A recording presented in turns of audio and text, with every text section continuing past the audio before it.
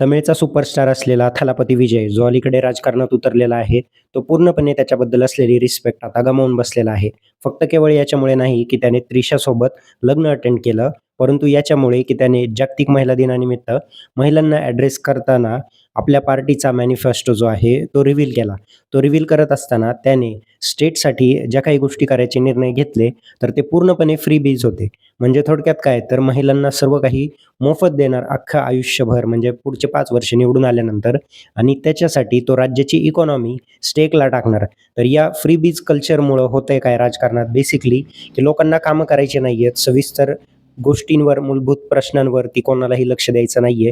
परंतु त्यांना लक्ष द्यायचंय फक्त महिलांना काय फ्रीमध्ये पुरवता येईल आणि त्यांचं कसं वोट घेता येईल, याच्या नादात दुसरीकडे सरकारी कर्मचारी असतील, सरकारी बाकीच्या ठिकाणी काम करणारे लोकं असतील, तर त्यांचे हे 4-4 वर्ष, 5-5 वर्ष पगार अडवत आहेत आणि हे कल्चर इतकं धोकादायक आहे, की याने राज्याच्या तिजोरीवर ताण पडतो. हे वारंवार घडलेलं बघायला मिळत असताना देखील जर तो या पद्धतीचं कृत्य करत असेल, तर definitely he has lost his respect.